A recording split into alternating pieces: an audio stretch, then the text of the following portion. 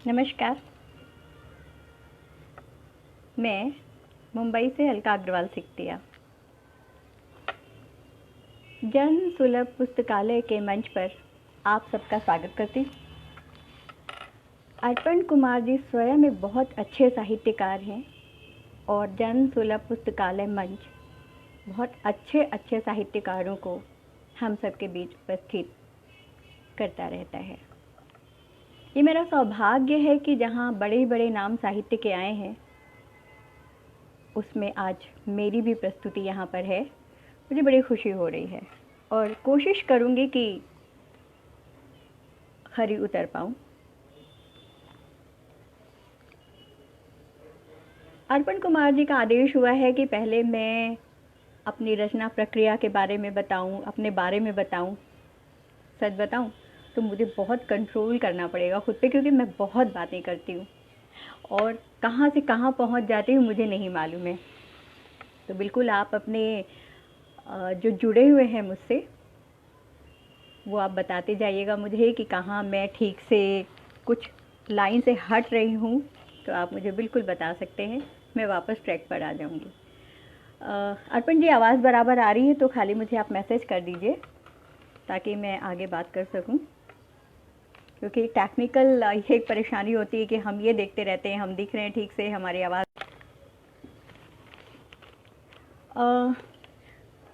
अच्छा, दरअसल मैंने गलती की कि मुझे एक नंबर और फ़ोन नंबर दे देना था कि अगर कोई दिक्कत होती तो प्लीज़ आप एक नंबर 9820259021 एक नंबर नोट कर लें। इनकेस कुछ दिक्कत हो तो आप मुझे उस पर बता सकते हैं जी। मैं क्यों लिखती हूँ? पहले तो मैं बात करना चाहती हूँ कि अगर मैं नहीं होती लेखक तो मैं क्या करती। दरअसल जी, थैंक यू, शुक्रिया पिलकेंद्र जी, बहुत बहुत धन्यवाद, आप शुरू से हमारे साथ जुड़ गए। लेखन मुझे बहुत सुकून देता है। जब भी मैं परेशान होती हूँ, कभी अपने लिए तो कभी दूसरों के लिए, तो मेरी कलम शब्द करने लगती है और फिर जैसे विरेचन हो जाता है दुख और तकलीफ़ का। वो तकलीफ़ मेरी भी हो सकती है, दूसरे की भी हो सकती है, और कभी कहानी बन जाती है तो कभी कविता रच जाती है तो कभी व्यंग्याकार ले लेता है। अब मुझे कई लोग ये कहते हैं कि भाई तुम तीनों विधाओं में क्यों लिखती हो? तो सच बात तो ये है कि मैं नहीं लिखती, कलम खुद अपनी विधा चुन लेती है। मेरे सामने जब सिलसिलेवार ज़िंदगी होती है तो कहानी बन जाती है, दुख और आक्रोश में कविता रच जाती है, और जब विद्रूप और विसंगतियाँ होती हैं तो व्यंग्याकार ले लेता है। बचपन से ही एक बड़ी अजीब सी आदत थी मेरी कि भीड़ में खोना नहीं चाहती थी। स्कूल में भी डिबेट हो, डांस हो, सब में आगे रहती थी। उसके बारे में मैं बात करूंगी, पर पहले मैं ये बता दूं कि मैंने लिखना कैसे शुरू किया। सबसे बड़ी बात तो ये है कि मैं अपने आप को लेखक मानती नहीं हूँ, क्योंकि मैंने लेखक बनने के लिए लिखना कभी शुरू नहीं किया था। सुमित्रानंद पंत जी की जो ये पंक्तियाँ हैं ना, वियोगी होगा पहला कवि आह से उपजा होगा गान, दरअसल मेरे लेखन के साथ ये बहुत सटीक बैठती हैं पंक्तियाँ। हालांकि मैं आप लोगों को दुखी नहीं करना चाहती हूँ कि आप मुझसे सहानुभूति करें, लेकिन क्योंकि मैंने लिखना क्यों शुरू किया ये बताना बहुत ज़रूरी है आप लोगों को। तो दरअसल मैं बहुत छोटी सी थी, 6-7 साल की थी, और मेरी सबसे जो बड़ी दीदी थी उनकी शादी 18वें साल में ही हो गई थी। बहुत ही अच्छा सितार बजाती थी और एमए कर लिया था उन्होंने। बहुत बहुत अलग हटके थी, मतलब वो पता नहीं अलग ही थी वो कुछ, और मैं उनसे बहुत ज़्यादा जुड़ी हुई थी। और 19वें साल में सरिता जी नमस्कार, 19वें साल में ही पता नहीं कैसे वो चली गई इस जहाँ से। और वो छोटी सी अलका, 6-7 साल की अलका पूरे समय रोती रहती थी। उनसे जो छोटी दीदी प्रभा दीदी हैं, उन्होंने ये कहा कि शशि, मतलब सबसे बड़ी दीदी का नाम शशि था, तो उन्होंने कहा कि उसे बहुत दुख होगा, तुम अगर रोगी, तुम्हें बहुत प्यार करती थी वो। पता नहीं उन्होंने मेरी छोटी छोटी सी उंगलियों में कलम पकड़ा दी। उस वक्त तो मुझे ये भी नहीं पता था कि लेखन क्या होता है, लिखना क्या होता है। टूटे फूटे शब्दों में जो भी मन में दुख होता था वही लिखती जाती थी। और एक बात और कि कट्टी में हमारा एक पिक्चर हॉल था, सिल्वर टॉकीज़, तो वहाँ हम जाते थे। तो आकर के मैं घर पे गा कर के डांस भी करती थी। तो दीदी का मन था कि मैं डांस भी सीखूं, लेकिन वो बहुत जल्दी चली गई। उसके बाद उनके लिए मैं लिखने लगी, डांस करने लगी, और धीरे धीरे मंचों पे भी मेरे नृत्य होने लग गए। सर्वश्रेष्ठ बाल कलाकार बन गई मैं, तो धन्यवाद कृष्णा जी। और इसी तरह से अब लेखन क्या हुआ कि जैसे मैं लिखती थी कहानियाँ, क्या लिखती थी मुझे खुद नहीं पता है, बस लिखती थी और किसी को नहीं दिखाती थी। तो वो जो मेरी दीदी थी, उन्होंने एक बार मुझे बिना बताए मेरी एक कहानी सारिका के नवांकुर विशेषांक में भेज दी। मुझे बिल्कुल भी नहीं मालूम था। फिर वो एक दिन आई और उन्होंने एक गिफ्ट पैक था, उन्होंने कहा तुम्हारे लिए सरप्राइज़ है। मैंने कहा क्या है? तो जब वो देखा तो इतनी समझ तो थी कि सारिका एक बहुत बड़ी पत्रिका है, इतनी बड़ी तो मैं हो चुकी थी तब तक। और उसमें उन्होंने कहा तुम्हारी कहानी आई है। तो मतलब मुझे विश्वास ही नहीं हुआ कि क्या सचमुच सारिका जैसी पत्रिका में मेरी कहानी आई है। और उसके बाद में इतने पत्र आने लग गए, उस समय पत्र आया करते थे, तो बहुत सारे पत्रों के बीच में मैं घिरी बैठी रहती थी और पढ़ती रहती थी। उसके बाद पूरे देश से मेरे पास में कहानियाँ मंगाए जाने के लिए पत्र आने लग गए। मैं कहानियाँ लिखने लगी, भेजने लगी। और हालांकि उस समय मैं समाचार पत्रों में और वहाँ आसपास के जो मैगज़ीन्स थे उसमें भी मेरे व्यंग और कहानियाँ फिर छपने लगे थे। आकाशवाणी में भी मुझे बुलाया जाता था। तो दरअसल बहुत छोटी उम्र से लेखन शुरू हो गया। और सच ये बहुत मैं ईमानदारी से कन्फेशन करना चाहती हूँ कि साहित्य तब तक मैंने बहुत पढ़ा नहीं था। और क्योंकि हमारे घर में लेखक कोई नहीं था, शौक़ सब था हमारे घर में। जैसे मेरी सबसे बड़ी दीदी जो वो थी, वो सितार बहुत अच्छा बजाती थी। उनसे मुझसे बड़ी दीदी बहुत अच्छी वोकल म्यूज़िक में बहुत अच्छा गाना उन्होंने सीखा था, वो गाना गाती थी। तो लेकिन हमारे एक माहौल बड़ा अच्छा सा था कि कलाकारों का और लेखकों का बड़ा सम्मान होता था। खैर, तो इस तरह से मेरा लेखन शुरू हुआ और तमाम जगह मेरे कहानियाँ और व्यंग मंगाए जाने लगे। व्यंग मैं तब से लिखती हूँ, लेकिन दरअसल तब तो इतनी समझ भी नहीं थी कि व्यंग है या ये कहानी है। कहानी तो खैर है पता है, लेकिन हाँ मतलब लिखती थी, जो मन में आ जाता था मैं लिख लेती थी। मैंने कुछ पॉइंट्स नोट करके रखे हैं, तो क्योंकि मैं भटक नहीं जाऊँ यहाँ वहाँ। और अब कैसे भूमिका कैसे बनी, मेरी जो पहली कहानी सारिका में छपी थी अनबूझ पहेली, हमारा फार्म हाउस है, अभी भी है। तो वहाँ गांव के जो लोग आते थे, उनकी जो बच्चियाँ आती थी, और हमारे फार्म हाउस में जो वर्कर्स रहते थे उनकी जो बच्चियाँ थी, जब मैं छुट्टियों में जाया करती थी तो उनके साथ ही हम खेलते थे।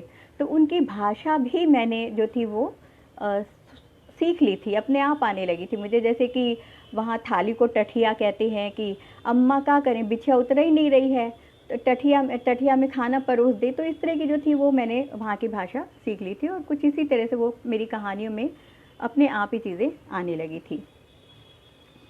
और अभी उसके बाद मैं थी तो विज्ञान की विद्यार्थी, मैंने किया था बीएससी, लेकिन क्योंकि मुझे साहित्य आवाज़ दे रहा था। नमस्कार मीनाक्षी जी, धन्यवाद बहुत बहुत जुड़ने के लिए। आप लोगों के आने से बहुत उत्साह बढ़ता है। और क्योंकि मुझे साहित्य आवाज़ दे रहा था तो मैंने इंग्लिश में एमए किया और फिर हिंदी में भी एमए किया। और पता नहीं मतलब शायद सरस्वती माँ वाकई मुझ पर मेहरबान तो हैं।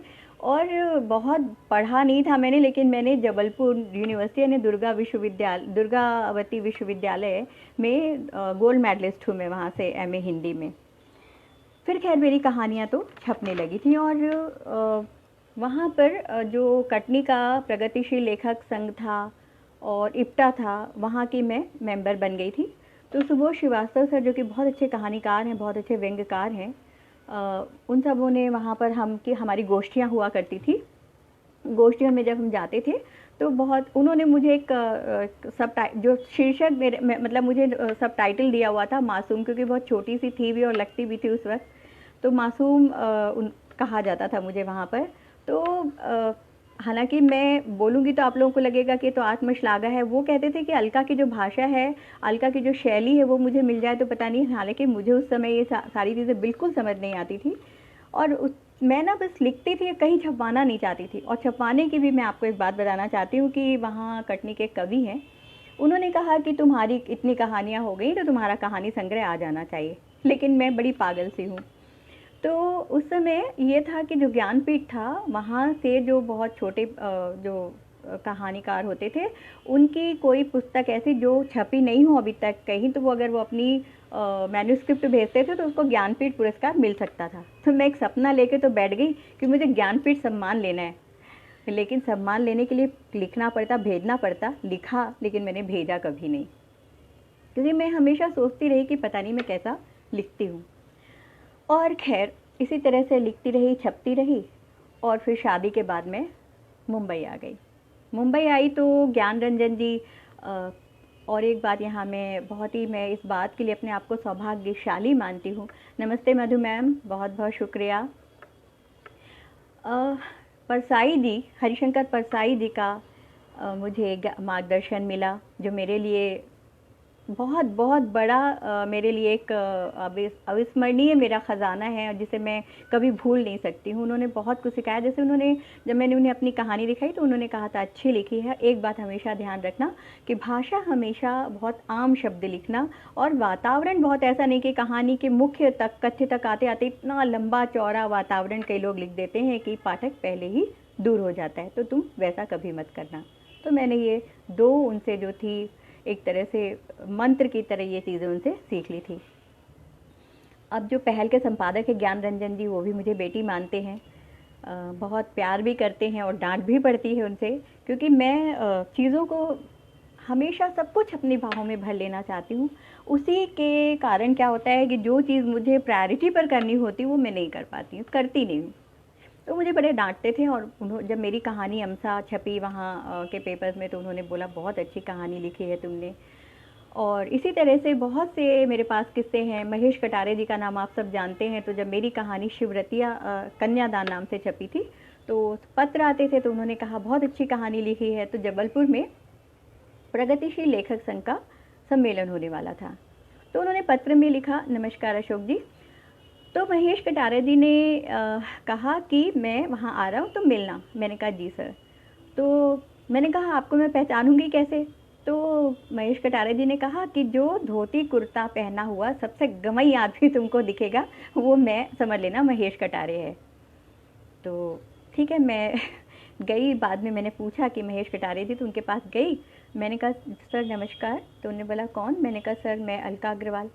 बोले कौन अलका अग्रवाल? मैंने कहा वो आपने कहानी पढ़ी थी कन्यादान। बोले तुम थोड़ी हो सकती हो।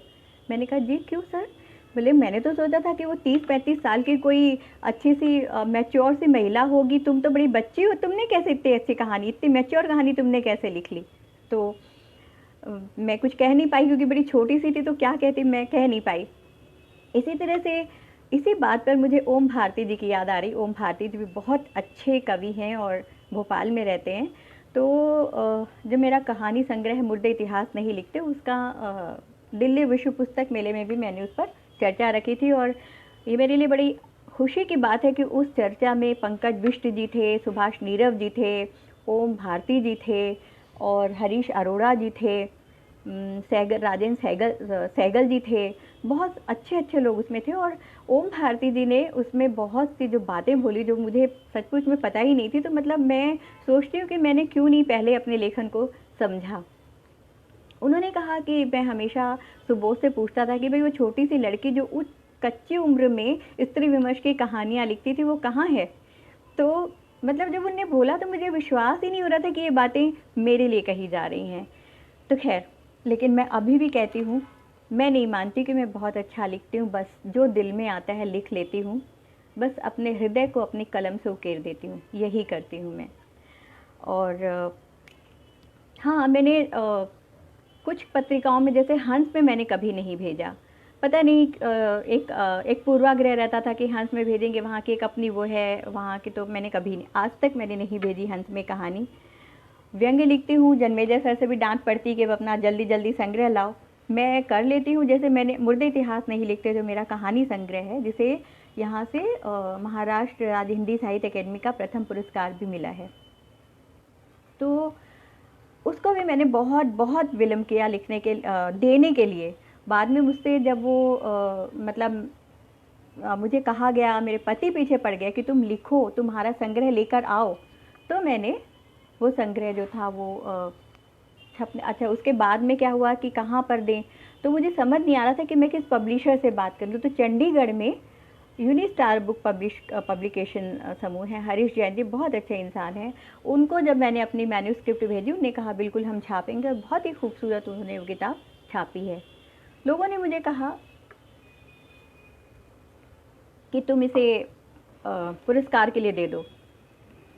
तभी भी मन में ये था कि कहते हैं कि पुरस्कारों में राजनीति होती है, पर सबने कहा तो मैंने कहा ठीक है मैं दे देती हूँ, और मैंने यहाँ पर दे दी। देने के बाद में मुझे बिल्कुल ये भी नहीं था कि मुझे मिलेगा, लेकिन जब बाद में ये पता चला कि मेरी पुस्तक को प्रथम पुरस्कार मिला है तो वाकई मुझे बहुत बहुत ज़्यादा खुशी हुई।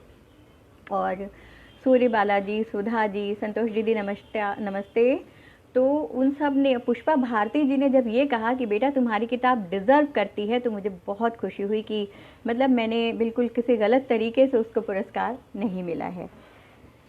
मनोज रूपड़ा जी ने भी बहुत अच्छा उसके बारे में, मेरी कहानी संग्रह के बारे में बोला है, जो मैं यहाँ नहीं बोल रही हूँ। और कुछ थोड़ी सी बातें, और क्योंकि मेरे पास बातें बहुत सी है लेकिन मैं बहुत लंबी चली जाऊँगी।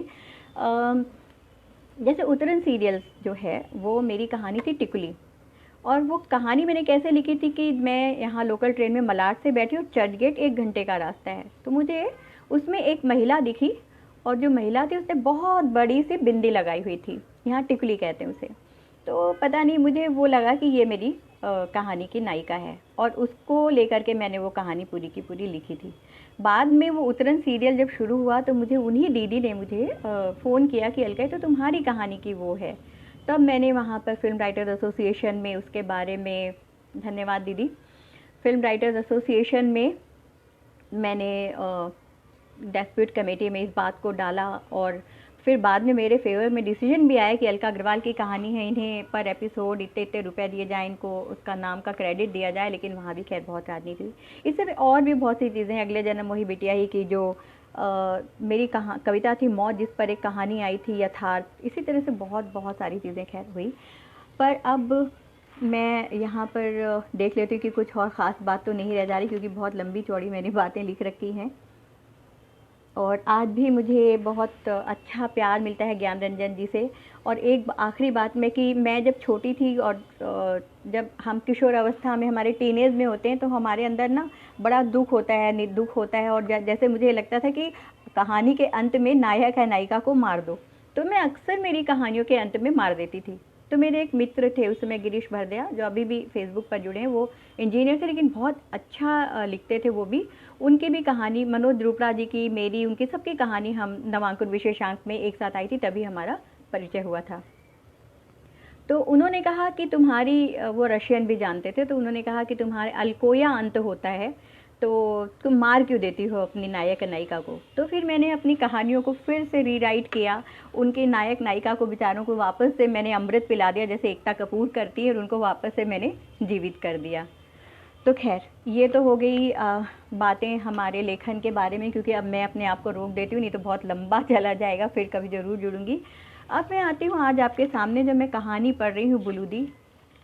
ये मेरी बहुत प्रिय कहानी है, मुझे बहुत अच्छी लगती है ये कहानी, क्योंकि मेरे साथ में अक्सर होता है कि बहुत सी कहानियों में, नमस्कार मनमीन जी, बहुत सी मेरी जो कहानियाँ हैं वहाँ पर ये ज़रूर होता है, ज़िंदगी से भी मेरे पात्र होते हैं, हाँ बाद में उसमें फिक्शन मिल जाता है। तो जो बुलूदी कहानी है, क्योंकि मैं जबलपुर में होम साइंस कॉलेज के हॉस्टल में रही हुई हूँ, तो वहाँ हमारी जो हॉस्टल लाइफ थी, उस हॉस्टल लाइफ को भी मैंने यहाँ लिखा है। और हमारी एक सीनियर थी जिनकी शादी भोपाल में हुई थी, और उनके साथ कुछ हुआ था इस तरह से, वो कुछ अफेक्टेड हुई थी उस गैस ट्रेजेडी में। थैंक यू मीनाक्षी जी, बातें तो बहुत रोचक हैं, और मतलब अपने आप को रोक रही हूँ, लेकिन अब क्योंकि मैं कहानी पर आ रही हूँ, तो वो ये हुआ था कि उनकी शादी भोपाल में हुई थी। बाद में उनसे मेरा संपर्क इतना रह नहीं पाया, लेकिन बाद में मुझे पता चला था कि उनके ऊपर भोपाल गैस ट्रेजेडी का असर हुआ था। हाँ, उस पर भी मैं ये तो नहीं कह सकती कि पूरा यथार्थ है, उसमें यथार्थ में यदि हम फिक्शन कल्पना नहीं मिलाएंगे तो वो एक डॉक्यूमेंट्री बनकर रह जाती है। तो वो जो बुलू दी कहानी थी उस पर मैंने उनके ऊपर मेरी जो सीनियर थी उसके ऊपर मैंने उनके ऊपर लिखी थी। यहाँ शायद मेरी कुछ हॉस्टल फ्रेंड्स भी जुड़ना चाह रही थी, पता नहीं अभी तक शायद मुझे लगता नहीं जुड़ी नहीं है। और ये बुलू दी कहानी, एक और बात यह है कि यहाँ देवेंद्र खंडेलवाल जी हैं जो बहुत छोटी छोटी फिल्में बनाते हैं, जो जनरली जब हम मूवी देखने जाते हैं तो जो मूवी के पहले जो छोटी छोटी 2-2, 3-3 मिनट के शॉर्ट वो आते हैं वो बनाते हैं। तो उन्होंने मेरी जब ये कहानी पढ़ी तो उन्होंने कहा कि इसका 5 दिन में तुम मुझे स्क्रीन प्ले करके दे दो, क्योंकि बहुत ही अच्छी कहानी, मैं इसके ऊपर सीरियल बनाना चाहता हूँ। मैंने उनसे कहा, फिर आकर के मैं घर में बैठ गई क्योंकि मैंने नहीं किया, मेरा मूड नहीं हुआ। और इसी बात पर क्योंकि मैं सब कुछ एक साथ कर लेना चाहती हूँ तो मुझे किसी ने कहा तुम ऑक्टोपस की तरह 8 भुजाएं फैलाती हो, ये भी ले लो वो भी ले लो। पर विश्वनाथ सचदेव जी ने एक बात कही थी कि ऑक्टोपस से अपनी तुलना मत करो, देवी माँ से तुलना करो। हालांकि बहुत बड़ी बात है कि जैसे देवी माँ की भी तो बहुत सी भुजाएं होती है ना, सब कुछ करते हुए करो। तो मैं सब कुछ करते हुए करती हूँ, इसलिए लेखन को बहुत कम समय दे पाती हूँ। धन्यवाद सरिता जी। तो मैं अब आती हूँ अपनी कहानी पर, अगर फिर समय बचेगा तो थोड़ी सी बातें हम फिर कर लेंगे। और यहाँ मैं अब नाम जो मेरे सामने आ रहे हैं मैं शायद वो ले रही हूँ और नहीं ले पाऊँ। अगर अब कहानी पढ़ते समय मैं नाम नहीं ले पाऊँगी तो मुझे क्षमा कर दीजिए, पर आप लोगों का साथ मेरे लिए बहुत ज़रूरी है, क्योंकि आप साथ हैं तभी तो मैं कहानी सुनाऊँगी। कथा तो कहन होती है, कहन के लिए। तो मैं कहती हूँ अपनी कहानी, बुलू दी। सिटी हॉस्पिटल के एक वार्ड में फल बांटने के बाद मैं जब दूसरे वार्ड में पहुंची, 2-3 मरीज को फल देकर थोड़ा आगे ही बढ़ी थी। लगा जैसे किसी ने मुझे पुकारा हो। आसपास किसी परिचित चेहरे को नहीं देखा, मैं आगे बढ़ने लगी। फिर मुझे लगा फिर किसी ने आवाज़ दी। मैंने मुड़कर देखा। नंदी। नहीं पहचाना। थैंक यू मीनाक्षी जी। नंदी नहीं पहचाना। मैंने उसे देखा पर परिचय का भाव मेरे चेहरे पर ज़रा भी नहीं आया। वो जो एक काया सामने पलंग पर निरीह सी पड़ी थी, एक बहुत ही प्यारे पर अपंग बच्चे के साथ। उसने फिर से स्वरूप चाहे। नंदी। मैं सोचने लगी, नंदी तो मुझे सिर्फ मेरी बुलू दी कहती थी, तो क्या ये नंदी नहीं पहचाना? तो क्या ये सचमुच बुलू दी है? मेरी हॉस्टल वाली बुलू दी जो मुझे मेरी सारी बैचमेट से भी ज़्यादा प्यारी थी, तो क्या? पर नहीं, ये बुलू दी कैसे हो सकती है? कहाँ वो गुलाबी रंग, नीली आँखों वाली प्यारी सी बुलू दी, और कहाँ ये हड्डियों का ढांचा? नहीं, मैंने झटक दिया उस विचार को। फिर आवाज़ आई, नंदी। हाँ, उसी ने तो कहा है नंदी। मैंने उन आँखों को देखा। आँखें अब भी नीली हैं पर गड्ढों में धंस गई हैं। बुलू दी आप? उन आँखों में बीमार खुशी कौंधी। चल, तूने पहचाना तो? ये जर्जरित आवाज़ क्या मेरी उसी बुलू दी की है जिसे सुनने की फरमाइश हम अक्सर करते थे? जब भी कभी सेलिब्रेशन का मूड बनता था, बुलू दी का गाना जरूर होता था। हिंदी गानों के अलावा वो बंगला भी बहुत मधुर गाती थी। बंगाली थी ना। मुझे अर्थ पूरा समझ में कभी नहीं आता था, लेकिन उनकी आवाज़ बहुत मीठी थी जो मुझे बहुत अच्छी लगती थी। टैगोर की एकला चलो रे कविता मैंने उनसे पूछकर याद भी की थी, और मैं जब भी उसे गाती ना तो पहले खूब खुलकर हंसती और फिर बंगला में कहती, तूने तो बंगला का कचरा कर दिया रे। हमेशा खन खन हंसती रहने वाली बुलू दी आज कैसे उदासी का प्रतिमान बन सकती? कैसे हड्डियों का ढांचा बुलू दी हो सकता है? यह बिखरा हुआ कंकाल नहीं, उदास रहने तो उन्हें अच्छा लगता ही नहीं था। और जब भी मैं उन्हें कहती ना, बुलू दी वो गाना सुनाओ ना। कौन सा रे? वही सीमा का, जब भी ये दिल उदास होता है, जाने कौन आस पास होता है। वो बोलती, कैसे सुनाऊँ रे ये गाना, मेरा दिल ही उदास ही नहीं होता। पर हाँ, आसपास जरूर कोई होता है। अच्छा, कौन होता है बुलू दी? मेरा आइडियल हस्बैंड। बुलू दी, आइडियल हस्बैंड? आइडियल हस्बैंड, इन शब्दों ने मुझे फिर से अतीत से वर्तमान की कगार पर लाकर पटक दिया। पर बुलू दी की शादी तो भोपाल में आईएएस ऑफिसर से हुई थी। बहुत बहुत खुश थी बुलू दी तो। फिर ये सब ये कैसे कैसे कैसे हुआ ये सब? शायद मेरी आंखों में तिरते प्रश्न को सामने पड़ी उस कंकाल सी काया ने समझ लिया था और दुख के अतिरेक से मुंह घुमा लिया। मैं बहुत कुछ पूछना चाहती थी पर दुख मन के अंदर कुंडली मार के बैठ गया था जैसे। अनुत्तरित प्रश्नों को दिल में लिए मैंने उनके कमज़ोर झूलते हुए हाथ को अपने हाथ में लिया और बमुश्किल कांपती आवाज़ में कहा, बुलू दी। हाँ नंदी, मैं आगे नहीं कह पा रही थी, मैं क्या कहूँ। बुलू दी, कल आती हूँ। मैं चली गई। घर आकर अनमनी सी थी। मम्मा से कहा, खाना नहीं खाऊंगी। अरे भूख नहीं लगी, खाना खा। नहीं मम्मा, भूख नहीं है। सीधी अपने कमरे में जाकर कबर्ड से हॉस्टल वाली डायरी निकाली, बैठ गई। पढ़ते पढ़ते फिर उस जगह पहुंची।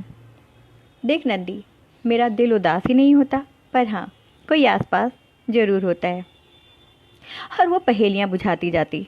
मैं जब अपनी उत्सुकता को शांत होते नहीं पाती तो चिढ़कर कहती, तो आपको नहीं बताना ना कौन है वो? कौन है जो आसपास होता है? अरे मेरी भोलू राम, तेरे जीजा जी। जीजा जी? कौन जीजा जी? मैं चकित होकर पूछती तो वो मेरा गाल थपथपाकर कहती, वो जो अभी हकीकत में नहीं है पर मेरी कल्पना में अक्स बनकर उभरता है। बस वैसा ही होगा मेरा आइडियल हस्बैंड जिससे मेरी शादी होगी। ओहो, तो हमारी बुलू दी को बहुत जल्दी है शादी करने की। अरे क्या करोगी शादी वादी करके दी? क्यों, तुझे नहीं करनी शादी? नहीं नहीं, बिल्कुल नहीं।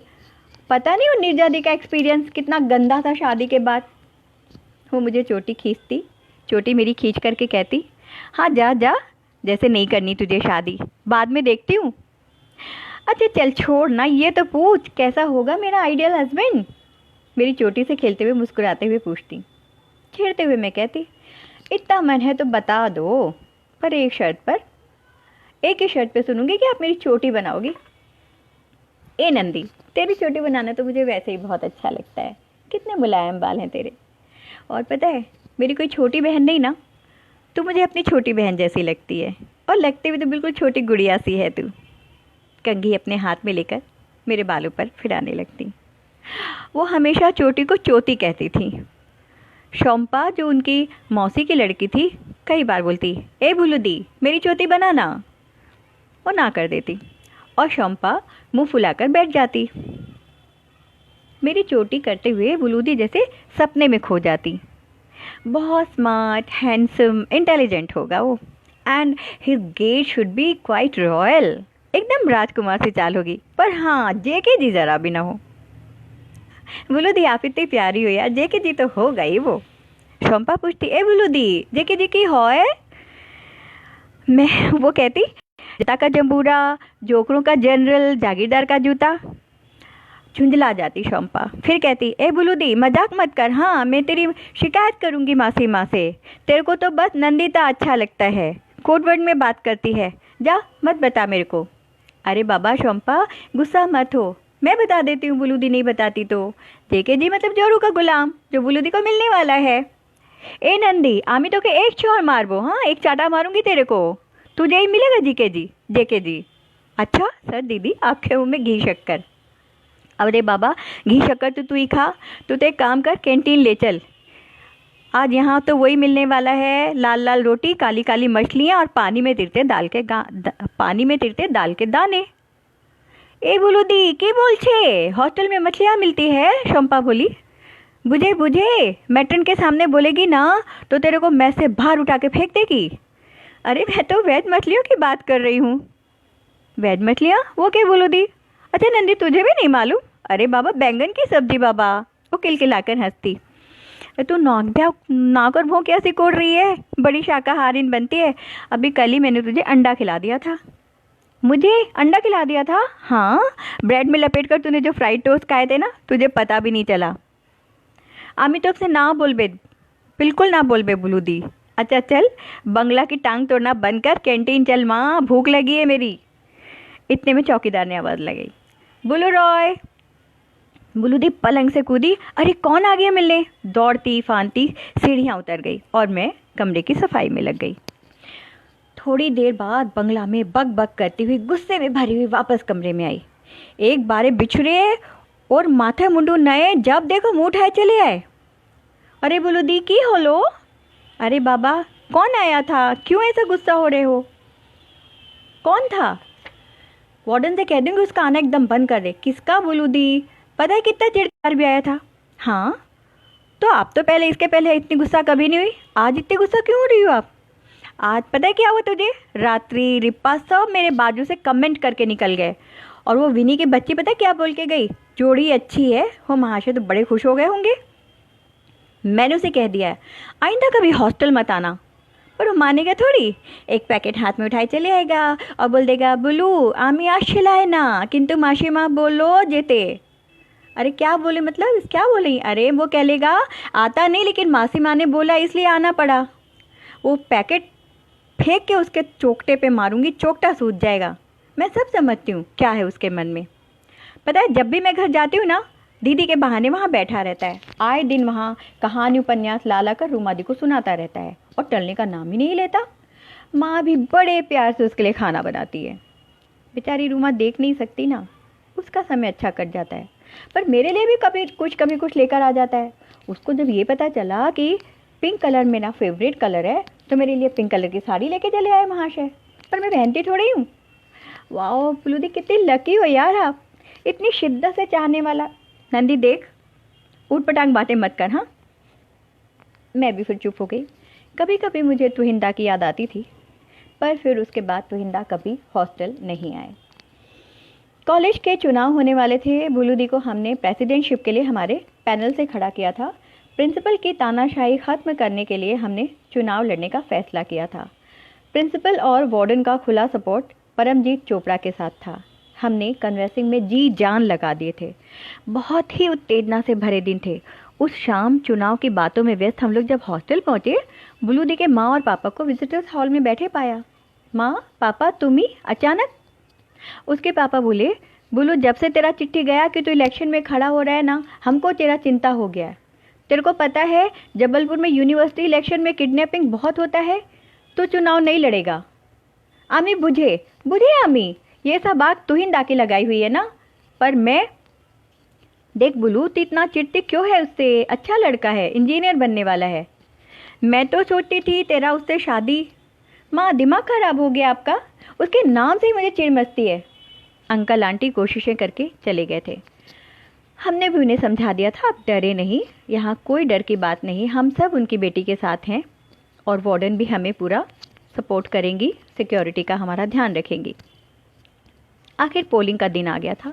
प्रिंसिपल ने कहा था किसी भी हाल में हमारे पैनल को नहीं जीतने देंगे। बहुत तनाव था, पर जब काउंटिंग शुरू हुई तो शुरू से ही हम आगे चल रहे थे और हमारा पूरा पैनल जीत गया था। बुलू दी ने मेरा माथा चूमा और बोली, नंदी ये तेरी जीत है, तुझे देखकर ही पूरे कॉलेज वालों ने वोट दिया है। क्यों, ऐसा क्यों बुलू दी? ये कितनी प्यारी गुड़िया सी लगती है, जी जान लगा दी मेरी गुड़िया तूने। और कैसे थाली बजा बजा के वोट मांगती थी ना। हमारा ग्रुप बहुत बड़ा था। हॉस्टल में शैतानियाँ हो या कोई भी नई गतिविधियाँ, सबसे आगे रहता। इसी में इजाफा हुआ था। रीमा के आने से जो MHSC के इम्तिहान के लिए हॉस्टल में नए नए आई थी, उसे हॉस्टल के नियम कानून मालूम नहीं थे। 2-3 मौके ऐसे आए जब उसे हमारी सहायता लेनी पड़ी। एक बार उसने कहा कि कैंटीन चलो, तो मेरी एक दोस्त थी, उसने कहा नहीं नहीं आज नहीं जा सकते। उसने कहा क्यों? उसने कहा आंटी जी आई हैं। तो उसने कहा आंटी जी कहाँ है? बोले मेरे कमरे में। पर उसने कहा विजिटर्स को तो हम अपने कमरे में नहीं रोक सकते। बाद में पता चला उसे कि लड़कियाँ पीरियड्स को आंटी जी कहती थी हॉस्टल में। तो इस तरह हमारे कोड वर्ड्स हुआ करते थे। धीरे धीरे रीमा हमारे ग्रुप में शामिल होती चली गई। उसका घर भोपाल में था, बड़ा भाई आईएएस की ट्रेनिंग ले रहा था, इन दिनों वो जबलपुर ही में था। रीमा को वो संडे आउटिंग के लिए लेने के लिए आता था। हम लोगों ने उसे देखा नहीं था, लेकिन रीमा हमेशा कहती थी कि मेरे भैया बड़े डैशिंग हैं। सब बहुत और उनको कोई लड़की पसंद ही नहीं आती। उस दिन फेयरवेल पार्टी थी, हम सब तैयार होकर ऑडिटोरियम जा रहे थे, जो कॉलेज कैंपस में ही था। अचानक रीमा के भैया आए, जो वाकई पहली ही नज़र में प्रभावित करने वाला व्यक्तित्व रखते थे। रीमा को वो कुछ सामान दिए। रीमा ने कहा, भैया रुक जाओ ना, आज फेयरवेल पार्टी है। उसने कहा ठीक है। वहाँ पर आइसक्रीम सेंटर था हमारे हॉस्टल के सामने, सब लोग गए, साथ में हम लोग ने आइसक्रीम खाई। बुलू दी ने काले रंग की गोल्डन बॉर्डर की साड़ी पहनी हुई थी। उनके कमर तक लंबे रेशमी बाल खुले हुए थे, बड़ी खूबसूरत लग रही थी। किसी ने कहा मिस इवनिंग अनुराधा चोपड़ा, रात्रि घोष या नीरू सिंह चुनी जा सकती हैं, पर मुझे तो बुलू दी के आगे सब फीकी लग रही थी। और फाइनली बुलू दी ही मिस इवनिंग चुनी गई थी। रीमा ने बोला, बुलू दी आज शाम की सुंदर युवती यानी मिस इवनिंग चुनी गई है। अगले संडे तेरी तरफ से कॉफ़ी हाउस में ट्रीट होगी। और हाँ भाई, मेरे भैया को तो बड़ी पसंद आ गई है, कह रहे थे इस ब्यूटी क्वीन से मिलाओगी। अगले संडे हम लोग कॉफ़ी हाउस गए, उसके भैया भी वहाँ आए थे। मैंने आज पहली बार बुलू दी के चेहरे पर एक अलग ही भाव देखा। धीरे से वो मुस्कुराई थी। मैंने उनकी चुटकी लेते हुए कहा था, क्यों बुलू दी? वो बोली, चुप रहे।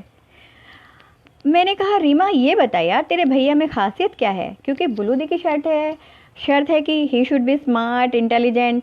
बुलू दी ने मेरे मुंह पे हाथ रख दिया। हाँ हाँ, आगे बोलने तो दो, उसकी चाल एकदम रॉयल हो। बुलू दी ने फिर मेरा मुंह बंद कर दिया।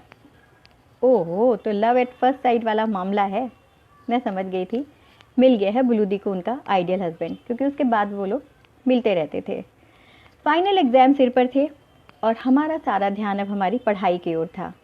बुलू दी और रीमा के एग्ज़ाम्स पहले हो गए थे, वो पहले घर चले गए थे।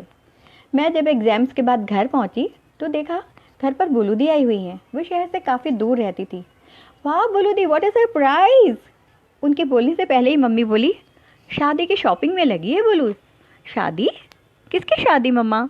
मैंने आश्चर्य से पूछा। मम्मा के और बुलू दी ने देखा। मम्मा ने कहा, मैं चाय बना कर लाती हूँ। मम्मा चली गई। किसकी शादी बुलू दी? मुझे चपत लगाते हुए उन्होंने कहा, मेरी पगली, और किसकी? क्या आपकी शादी? मेरा मुंह खुला का खुला रह गया। कुछ भी बोलती हो यार आप। नहीं, सच्ची बोल रही हूँ मैं। और पता है तुझे, शादी की डेट भी इतनी पास की रख ली। क्या बोल छे बुलू दी, आपकी शादी? तो क्या? अच्छा, तो आईएएस के साथ बात यहाँ तक पहुँच गई। नमस्कार सूर्यबाला जी, करुणा जी, तो बात यहाँ तक पहुँच गई। हाँ, आईएएस हो गए हैं, भोपाल में पोस्टिंग है। और नंदी, मुझे पता है भोपाल शहर बहुत पसंद है, बड़ा सांस्कृतिक और साहित्यिक है। अच्छा है, रोज़ भारत भवन में बैठी रहना। और ये क्या, फ़ोटो मिले इनकी? हाँ, गजब की मास्टरपीस चीज़ है भाई। तो लकी हैं, लकी वो भी है आपके जैसी मोनालिसा जो मिल रही है उसे। अचानक गंभीर हो गई बुलू दी। पर नंदी, कभी कभी लगता है उनके आगे तो हम कुछ भी नहीं हैं। और हाँ, शादी भोपाल में होगी, बड़े हाई फाई हैं। तू चलेगी ना भोपाल? कोई बहाना नहीं चलेगा। हाँ, हमारे साथ ही चलना है। ये भी कोई कहने की बात है बुलू दी? बिल्कुल, मेरे बिना आपकी शादी होगी कैसे, ये तो बताइए। लेकिन अचानक उनकी शादी के समय मुझे ज़रूरी काम से बम्बई जाना पड़ा था। मैं भोपाल नहीं जा सकी थी। वापस आते ही मैं उनके घर गई। बुलू दी ससुराल में थी। उनकी माँ ने बताया, बुलू स्विट्ज़रलैंड जाने वाली, बहुत खुश है, जमाई बाबू बहुत चाहते हैं, इसलिए भेज ही नहीं रहे। लड़की अपनी हैसियत से कई गुना ऊंचे घर में चली गई थी। ये माँ के लिए बहुत खुशी की बात थी और उनके एक एक शब्द में वो एहसास बिखरा पड़ा था। मेरा ध्यान आज पहली बार बुलू दी के घर की ओर गया। साधारण खाते पीते लोग, सादा सा रहन सहन। बुलू दी हमेशा ठाठ से रहती थी और बुलू दी उफनती नदी जैसी थी और रूमा दी शांत झील के जैसी। रूमा दी के सौंदर्य में स्निग्धता थी, लेकिन उनका नेत्रहीन होना उन्हें उनके ही घर में बहुत पीछे ले जाता था। बुलू दी की हर जिद पूरी होती थी और रूमा दी ज़रूरत कहने में भी हिचकती थी। दूसरों के सामने मुस्कुराती रूमा दी के अंदर तैरता दर्द अक्सर मुझे छू जाता था। एक बार रूमा दी को लेकर मुझ में और बुलू दी में बहुत बहस भी हुई थी और बुलू दी ने पूरे दिन मुझसे बात नहीं की थी। और जब भी ऐसा होता था ना, हमारी लड़ाई होती थी, तो पहल मुझे ही करनी पड़ती थी, क्योंकि समझौता बुलू दी के स्वभाव में तो था ही नहीं। मैं ये सब सोच ही रही थी कि आंटी बोली थी, नंदिता, बुलू बहुत गुस्सा है तेरे से, तू शादी में क्यों नहीं आया? मैंने कहा सॉरी आंटी। आंटी फिर उदास होकर बोली, बुलू चली गई, रूमा का पता नहीं क्या होगा, आंखों के बिना उसका शादी। आंटी, आंखें नहीं तो क्या हुआ, कितनी सुंदर है रूमा दी, देखना कोई राजकुमार उन्हें ब्याह कर ले जाएगा। मेरे इस कथन से सामने के दोनों चेहरों में एक साथ बहुत से भाव लहरा गए, जहाँ वेदना बेशक ज़्यादा थी। उस माहौल को झटकने के प्रयास में मैं कुछ ज़्यादा ही असामान्य रूप से चहकने लगी। अच्छा आंटी, बुलू दी के आइडियल हस्बैंड कैसे हैं? उफ, मैं फिर गलत कह गई। कैसे हैं जीजा जी? आंटी के चेहरे पर आश्वस्ति का भाव आया। बहुत अच्छे हैं, जर्जरित सोफे पर उन्हें बिठाते हुए कहा। कोई कमी नहीं है।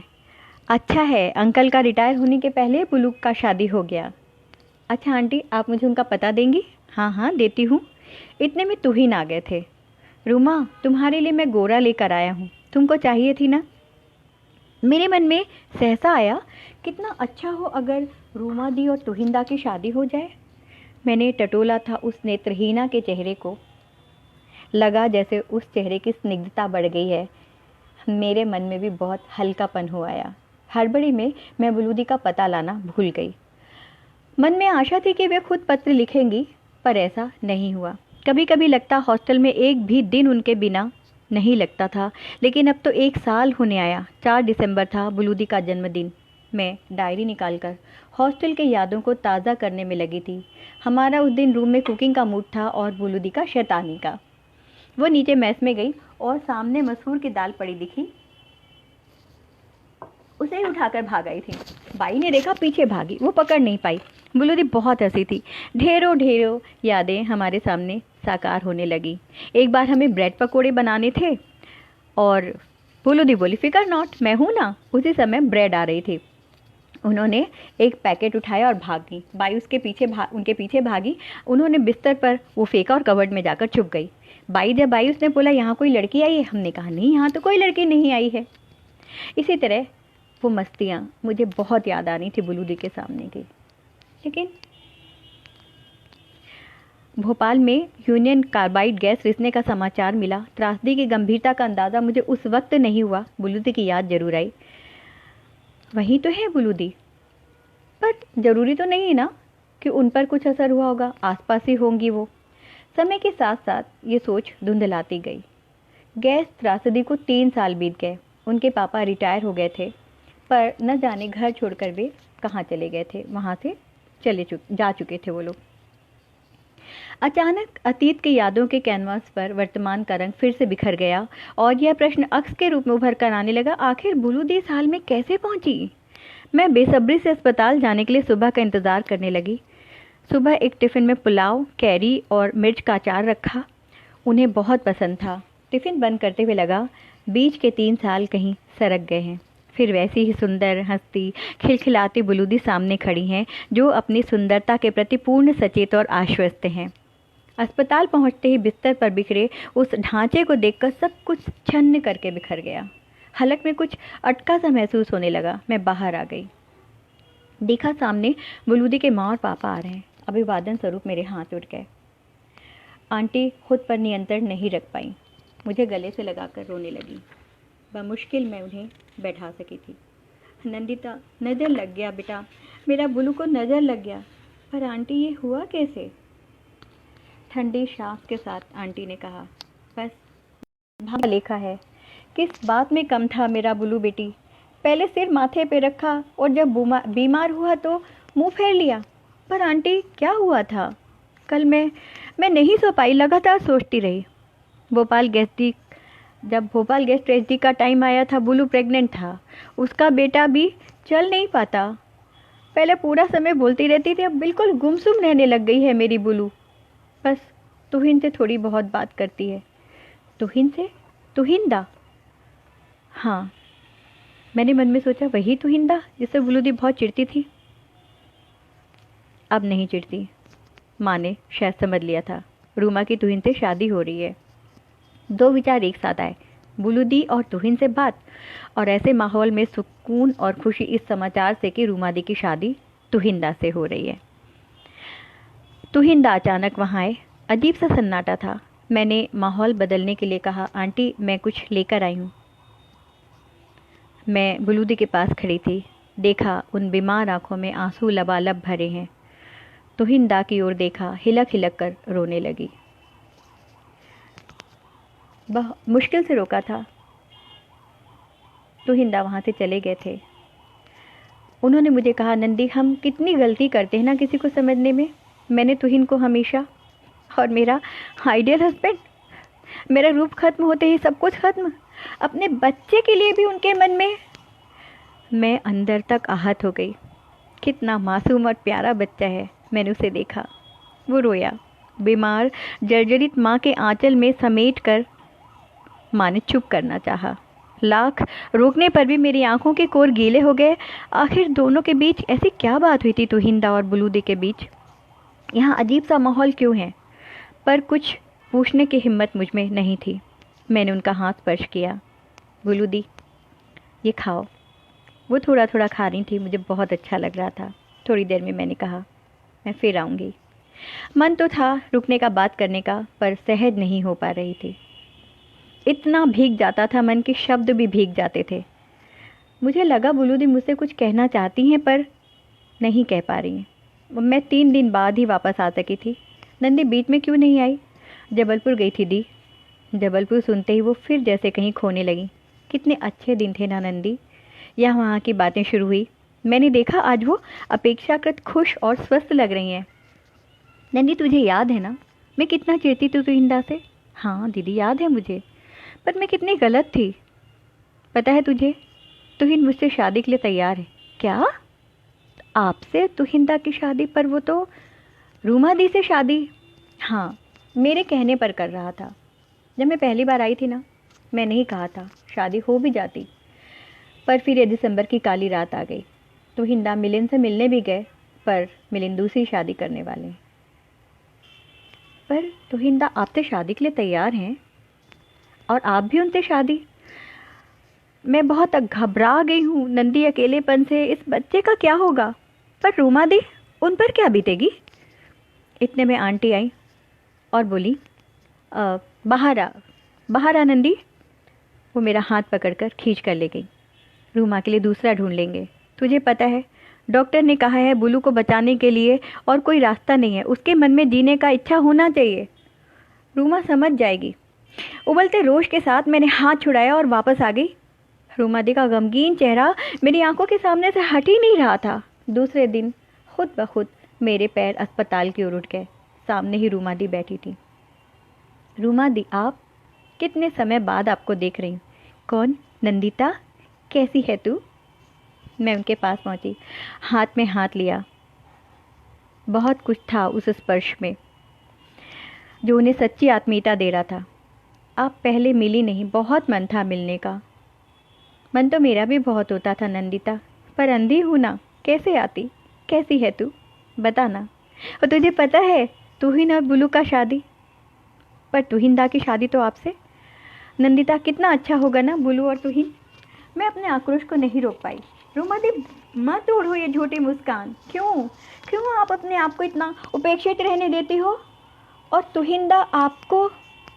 मैं आगे कुछ कहूँ उसके पहले रूमा दी ने ज़ोर से मेरा हाथ पकड़ लिया। आज उनके अंदर जमा गुबार द्रवित होकर आंखों से बह निकला था। मुझसे सिर टिकाकर कुछ ना कहते हुए बहुत कुछ कह दिया था उन आंसुओं ने। और वो बुलू दी जो मुझे बहुत अजीज थी, आज बहुत ख़राब लग रही थी। मैं गुस्से में अंदर पहुंची, बोलती चली गई, कितनी स्वार्थी हो आप। हमेशा सेल्फ सेंटर्ड रही। जब सोचा खुद के लिए सोचा। कितना पसंद करती थी मैं आपको, but I am shattered. I am shattered Bulu di, Ruma di के साथ। नंदी तू? बुलू रॉय, मैं समझती थी मैं आपको ठीक से जानती हूँ, पर मैं आपको जानती थी, पहचानती नहीं थी। कभी सोचा प्यार नहीं तो सहानुभूति तो रख लेती रूमा दी से आप। नंदी एक बार सुन, मैं कुछ नहीं सुनना चाहती। मैं अंदर तक रूमा दी की व्यथा से भीगी हुई थी, अब और कुछ कहना और सुनना नहीं चाहती थी। वापस घर आ गई, गुस्से और दुख से भरी हुई। मम्मा ने कहा, कैसी है बुलू? मैं चिड़ी हुई थी। मत लो नाम उनका, अजीब लड़की है। बुलू की माला जपती थी, आज क्या हुआ? बातें कर कर के बोर करती रहती थी बुलू की। उसके बाद मैंने हमेशा उनसे मिलने का मौका टाला, हॉस्पिटल गई ही नहीं। धीरे धीरे समय के साथ वो बात कुछ धूमिल हुई, पूरी तरह मिटी नहीं। उसके बाद 2 साल के बाद की बात होगी कि पीएचडी मैं किसी काम के सिलसिले में जबलपुर गई थी। सुपर बाज़ार के पास मेरे कंधे पर किसी ने हाथ रखा। मैं चौंक गई। पहले वाली बीमार बुलूदी और अभी के बुलूदी के बीच की एक बुलूदी खड़ी थी। मैं गुस्से में मुड़ी, जाने के लिए मैंने पैर बढ़ाया। नंदी प्लीज़ चलना, कहीं बैठते हैं। क्यों? किस लिए? चलना, कॉफ़ी हाउस चलते हैं। याद है तुझे, हम जब ग्रुप आउट पर आते थे वहीं बैठते थे। मैं सब कुछ भूल चुकी हूँ Mrs Tuhin, please let me go. Please Nandi, please सुनना। नहीं, मुझे कुछ नहीं सुनना। आज बुलू दी मुझे मना रही थी और मैं गुस्सा थी। ये बदलाव आया था। ना चाहते हुए भी मैं कॉफ़ी हाउस गई। मैंने बैठते हुए कहा, कहिए मिसेस तुहिन, मुझे जल्दी है, ज़्यादा वक्त नहीं। Nandi, I am not Mrs Tuhin. एक ही रेट लगा रखी है जब से। क्यों? क्या हुआ? नहीं है तो हो जाएंगी। चुप कर, जब से पटर पटर पटर पटर बोलती चली जा रही है। क्यों चुप रहूं मैं? हमेशा आपने रूमा दी तो सुनेगी। मैंने रूमा की खुशी, ओहो, तो परवाह है आपको रूमा दी की? कितना बड़ा मजाक है ना ये। अरे चुप कर, रूमा की तुहिन से शादी हो गई है, समझी? क्या? हाँ, पर पहले क्यों नहीं बोला? कैसे बोलती? इतनी देर से तू पटर पटर कर रही, कहाँ बोलने दिया तूने मुझे? नंदी, मैं बहुत टूट गई थी। चाहती थी कि कोई तो सहारा मिले। मर भी नहीं सकती थी क्योंकि प्रांजल था ना। उस बच्चे को छोड़ के मरती कैसे? तुहिन की आत्मीयता ने मेरे अंदर ये सोच पैदा कर दी। पर रूमा के अहित की कोई भावना मन में नहीं थी मेरे। पर उस दिन तेरे जाने के बाद पहली बार मैंने खुद को रूमा की जगह रखा और अपने आप से चिढ़ मच गई। नंदी, एक बात बताना, माँ पापा किसी ने कभी मुझे क्यों मेरी गलती का एहसास नहीं कराया? कभी क्यों मुझे रोका नहीं गलत करने से? पर रूमा पर भी मुझे गुस्सा आता है नंदी। वो सब कुछ मान लेती थी हमेशा, कभी विरोध नहीं कहा। तो इनको छीनना चाहा तब भी खामोश रही, वापस किया तब भी कुछ नहीं कहा, और तुहिन ने भी कुछ नहीं कहा।